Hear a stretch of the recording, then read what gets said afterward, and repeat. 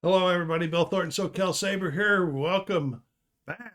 This is Saturday, so we're going to talk about the music I listened to this week, LPs, vinyl albums, and music CDs. So don't forget, put some remarks down there. Let me know what you like, what you didn't like, and if you didn't have any of these, what did you listen to this week? But about to get started, so go down there and hit that like button. If you're watching and haven't subscribed yet, please subscribe to the channel and help it grow. Get some watch hours up. All right, so we started off the week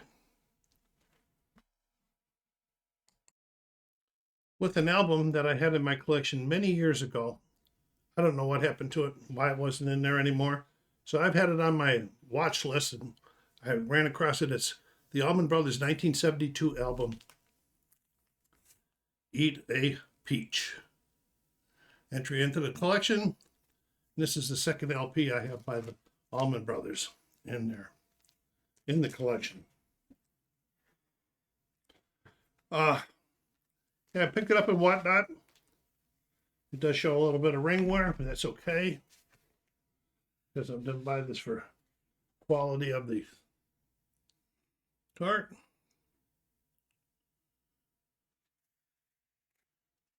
This contains studio recordings from the September 71 at Citria, Miami, both with and without Duane Allman, and live recordings from the band's famed 1971 Fillmore East performances. I'd like to hear that sometime. It's been one of my want lists for more. Ain't Wasting No More Time and Melissa, big hits. Tribute, and they were both tributes to Duane, who had passed away the year before in a motorcycle accident. Another one we lost young. Peaked at number 4 on the Billboard Top 200 pop charts. Nice gatefold picture in the middle there. The Allman Brothers on the back. And let's see what we got here. We do have an inner. Okay, come on out there. So you like the guys like the Allman Brothers? I've always thought, I had this is a sad thing. I had tickets to see the Allman Brothers at the Greek Theater in, I think it was April or end of April 2009. And when you know it, on the 4th of April that year, I went into cardiac arrest. Missed the concert. I'm still alive, so I'm very thankful about that. All right, that's just a little there. And both of the albums are the same, I believe. Yeah. So I'll just show you the one album. We're happy to have this back in my collection. The vinyl's in really pretty good shape for an album this old.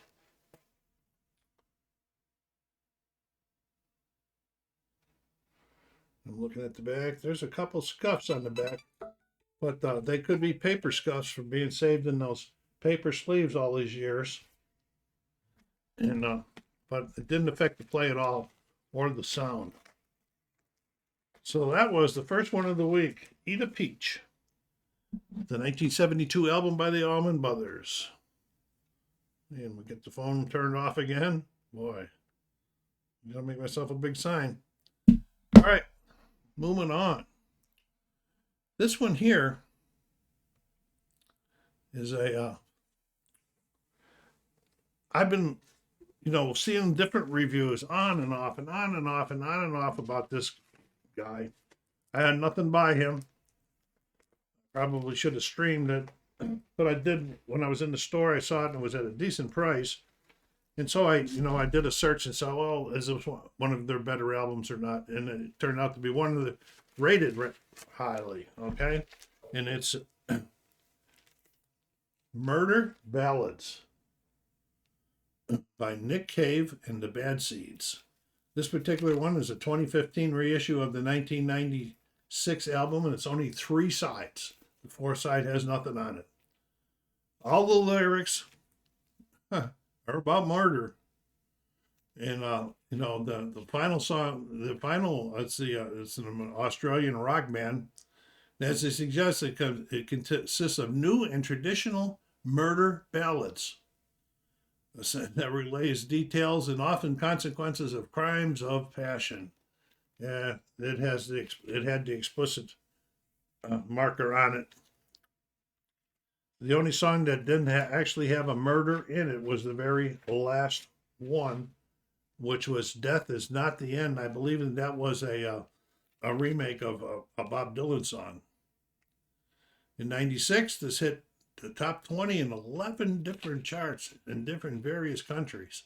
A lot of people liked it. It was pretty cool, hearing different stuff like that.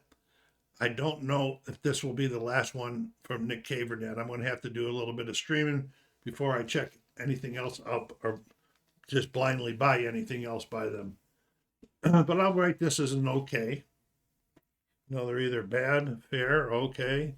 Good, good plus, very good, in my opinions. Here we got the Murder by the Numbers.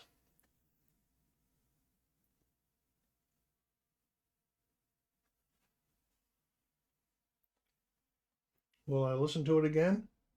Most likely. Well, it was all right. It was nice, easy listening music. Not the lyrics, but the melody and everything was pretty easy listening. So that was the 2015 reissue of the 1996 album Murder Ballads by Nick Cave and the Bad Seeds. See if I see any what else they might have set up here on that. No. Call it rock, alt rock, art rock.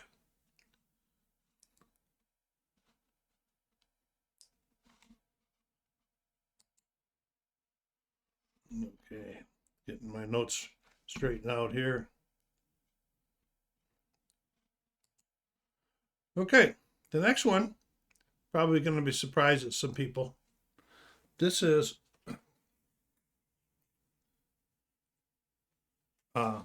not this one. It'll be the one after this. This is The Best Folk Blues by John Lee Hooker. This is a 1966 album. This is the second media in the collection by John Lee Hooker in my collection. The Real Folk Blues was a series of blues albums released between 65 and 67 as a result of the the British invasion and the blues coming back in and so forth. And each one was done by a different artist, like forget their names now, but anyway, by different artists. Some of them included John Lee Hooker, Howlin' Wolf, Muddy Waters, Sonny Boy Williamson. There was 13 of them in all. You can see the album's showing a lot of wear and tear. From 1966, so we're looking at 58-year-old album. Does have an inner in it. Does have an inner in it, which I don't know what this is supposed to be, but that's what it is. I picked this up and whatnot. I picked it up because I really liked the blues on the first John Lee Hooker album that I did a couple weeks, maybe a month ago. Then I got into the collection, and so I saw this on Whatnot the one night, and I said, I'm going to give it a chance. It's pretty old. I'm only going to grade the vinyl as I don't know, maybe VG at the most because of the noise and everything. But it looks pretty good. There's no big major scratches on it.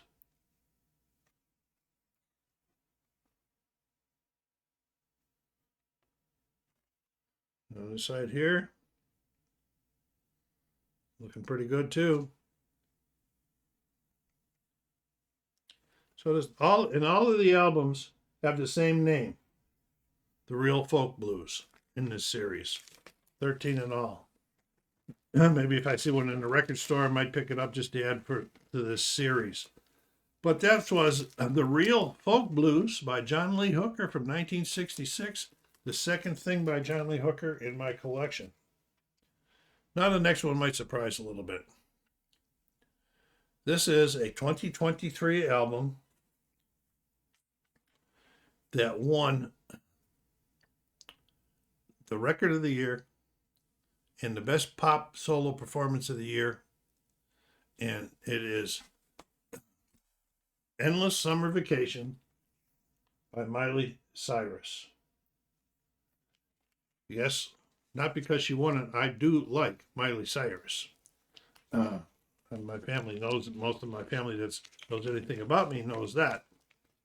And so I really like the song "Flowers." I think that song is just great. And this thing was also nominated for Album of the Year, Best Pop Vocal of the Year, and it won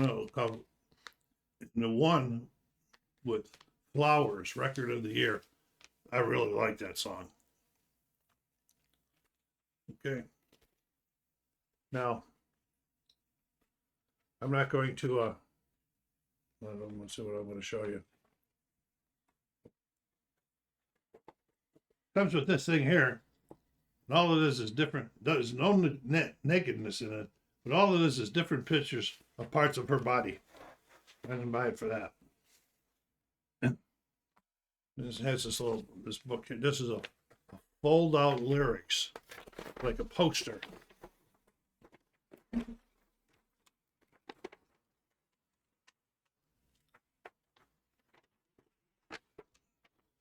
Pretty big. And it's got black and white up finally on the other side. If you're into posters. Yeah, I like the whole album. There was some profanity in it. Not as much as Nick Cave, though, in there. This was a week of profane albums, I guess you would call them. And it is a double LP. Oh no, it's a single LP. This was what the record originally came in. And as you guys know, that keeping them in these paper sleeves is dangerous for the album itself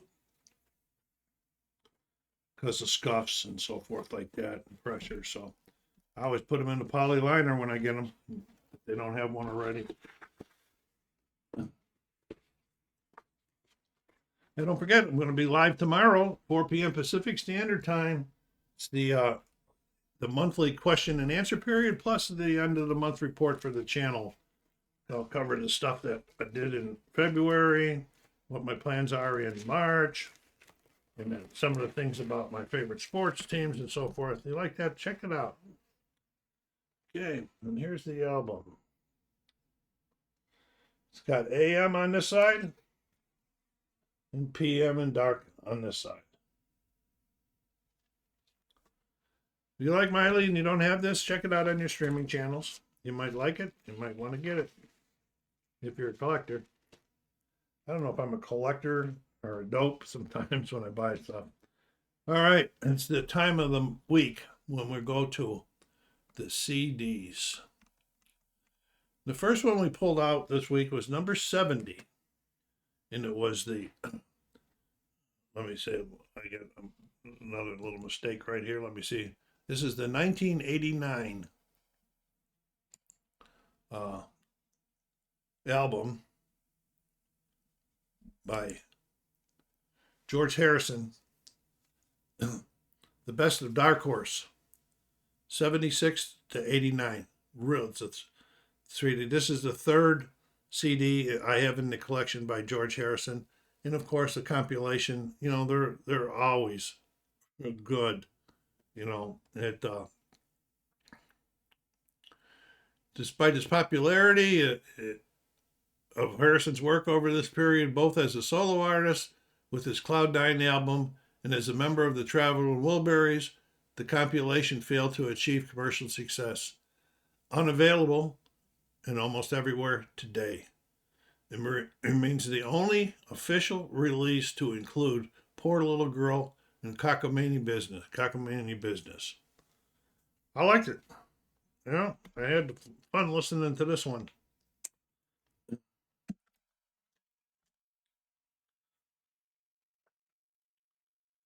Okay, we got a little book in here. Real shame about losing him. I thought early too. Damn cancer. I've fought it twice so far. I've been lucky. George wasn't so lucky.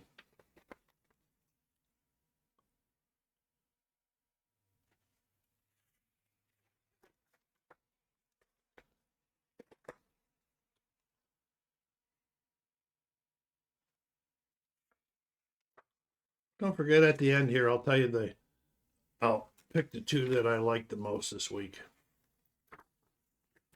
When I have these compilations in here, that makes it hard. And so did I pick it because I guess because the way I think it is that I had the most fun with. All right, so that was the Best of Dark Horse 76 to 89 from George Harrison, released in 1989. Okay, the next album was the 90 release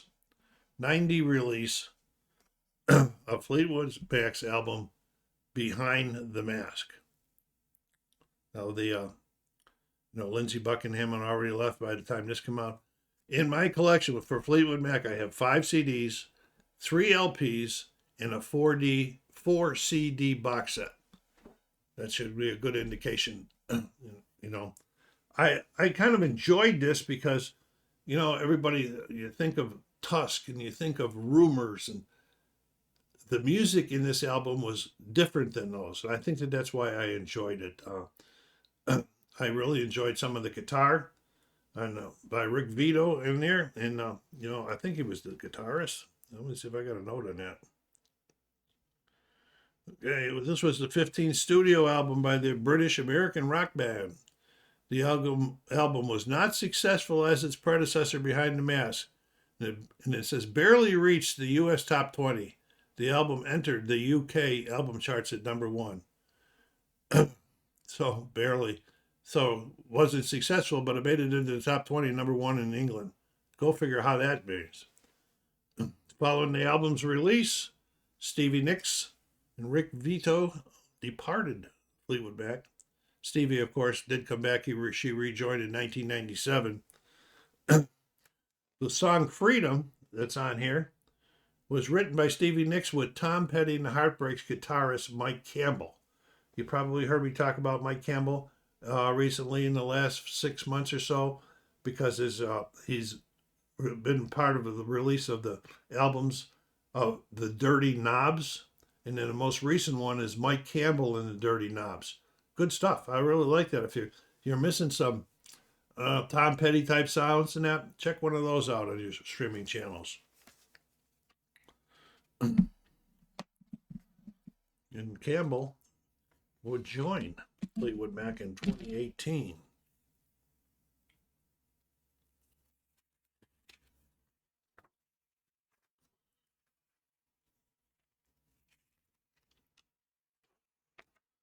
Looks like we got just a bunch of lyrics and not any photos. Lyrics and designs. Oh, there's some photos.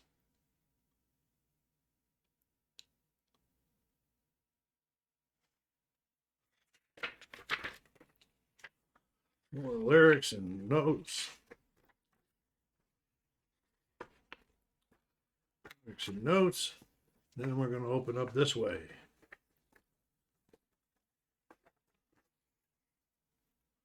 For lyrics and notes. And then on the back, we got 2 pictures. Nice booklet. Anybody have any things that they're eyeing and picking up in the near future about new releases and so forth? I got a couple on my list.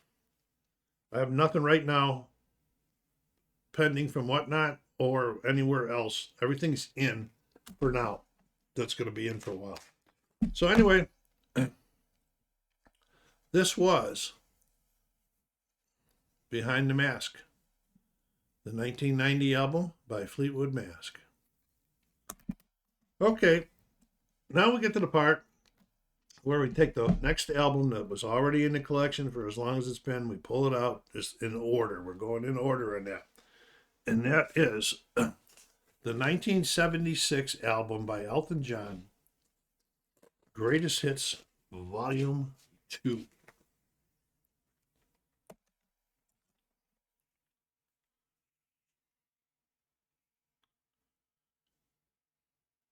This was his 16th official album and his second compilation album.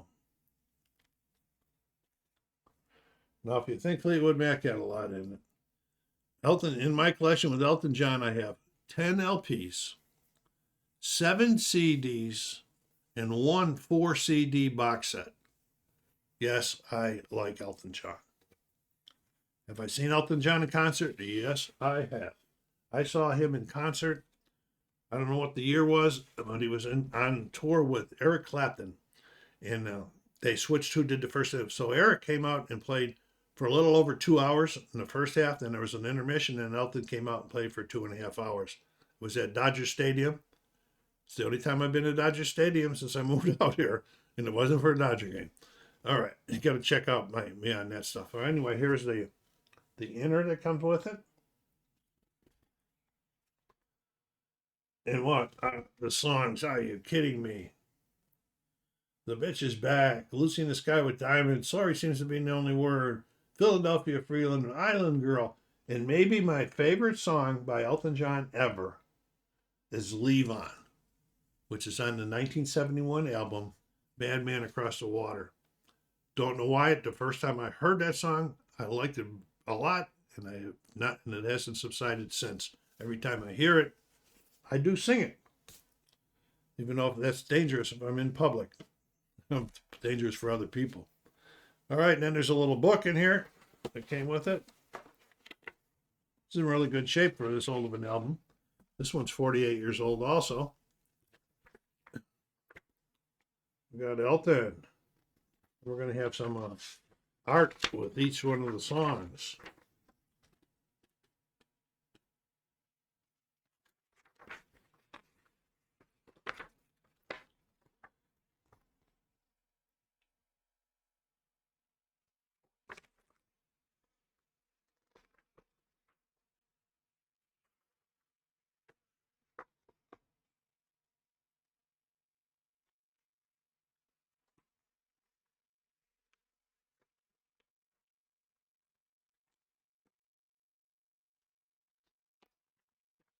See me looking over here. The NHL resumed today. The Sabres are playing. The NHL resumed after that Four Nations tournament, which I thought was really good hockey. I really enjoyed watching those games. Unfortunately, the U.S. lost in overtime to Canada. And I guess it's apropos, which I think and many other people will probably agree that the greatest hockey player playing right now scored the winning goal in overtime for Canada, David Connor. Yeah, get his name right, Bill. Okay. Anyway, NHL's back in regular business now. Okay. This looks pretty good for an old album. There's no scratches on it. There's a couple scuffs on the backside. And a couple little scuffs on the side I just showed you. But they didn't affect the play today when I played it. So that was it. Elton John's 1976 Greatest Hits album Volume 2. And now which two do I pick to put in my ranking list from this week? Okay, the first album that I picked was the 1972 album by the Allman Brothers, Eat a Peach. I really like that album. I like the music on there.